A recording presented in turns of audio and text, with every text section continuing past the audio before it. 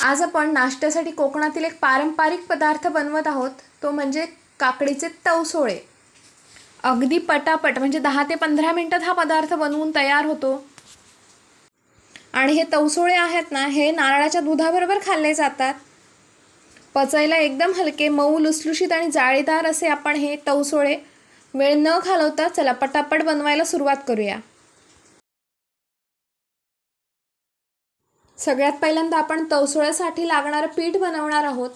त्यासाठी इथे मी 1 वाटी तांदळाचं पीठ घेतलेलं आहे। हे आपण जे भाकरी बनवतो ना तांदळाची, तेच पीठ आहे दररोज वापरातलं।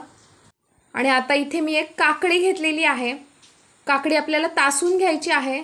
त्याच्या आधी आपण ती चव घेऊन बघायची, कारण बऱ्याच वेळा काकड्या कडू मिळतात। आणि आता ही तासून घेणार आहोत। तासून झाल्यानंतर आपल्याला ह्याचे बारीक तुकडे करून घ्यायचे आहेत। आणि हे तुकडे आहेत ना, हे मिक्सरच्या भांड्यामध्ये एका घालून घ्यायचे।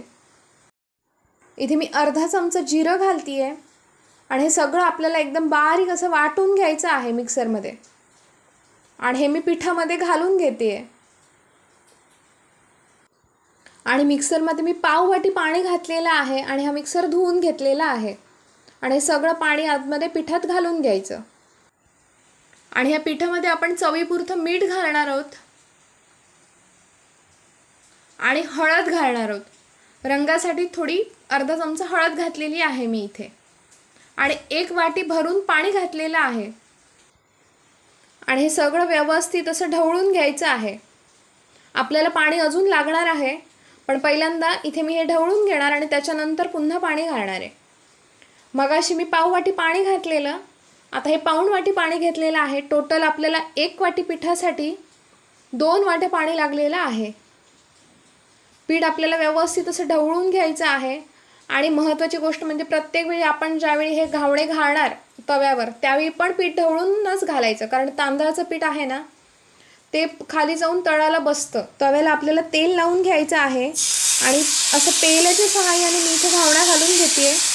अशा पद्धतीने हा घावणा घालून घ्यायचा आहे। आणि वर आपण झाकण ठेवून 1 मिनिट शिजवून घेणार आहोत हा घावणा।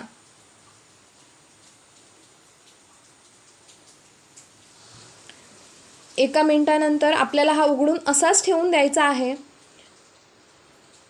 जोपर्यंत एका बाजूने चांगला भाजत नाही तोपर्यंत आपण तो परतणार नाही आहोत। व्यवस्थित असं एका बाजूने भाजून घ्यायचा, म्हणजे त्याच्यात कडा आहेत ना, त्या सुटायला लागतात जरा। त्याच्यानंतर हा घावणा आपल्याला परतून घ्यायचा आहे। हे बघा, एका बाजूने हा छानपैकी भाजलेला आहे आपला, दुसऱ्या बाजूने भाजून मी काढून घेतलाय।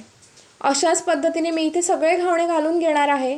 महत्त्वाची गोष्ट म्हणजे घावणा घालताना गॅस मोठा ठेवायचा आहे, म्हणजे छान अशी जाळी पडते त्याला। आणि त्याच्यानंतर आपल्याला गॅस बारीक करून 1 मिनिट शिजवून घ्यायचा हा।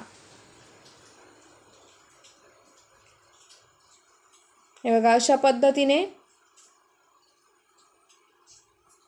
मी इथे सगळे घावणे बनवून घेणार आहे।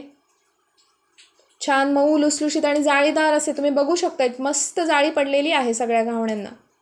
आता आपण घावण्यांबरोबर खाण्यासाठी नारळाचा रस काढणार आहोत। इथे मी 1 वाटी खोबरं मिक्सरमध्ये बारीक करून घेतलेलं आहे पाणी घालून। आणि हे आपल्याला गाळून घ्यायचं आहे व्यवस्थित असं। एकदम पातळ असा रस काढायचा नाहीये, थोडा जाडसरच रस हवा हा। इथे मी नारळाच्या रसामध्ये चवीपुरतं मीठ घातलेलं आहे आणि गूळ घालून घ्यायचा आहे आतमध्ये। व्यवस्थित असं हे ढवळून घ्यायचं। त्याच्यामध्ये जायफळ घालतीये मी। आणि हा रस ढवळून पूर्ण गूळ वितळून घेणार आहोत आपण। इथे आपले तवसोळे आणि नारळाचा रस बनवून तयार झालेला आहे। आजची माझी रेसिपी तुम्हाला कशी वाटली मला नक्की कमेंट करून सांगा।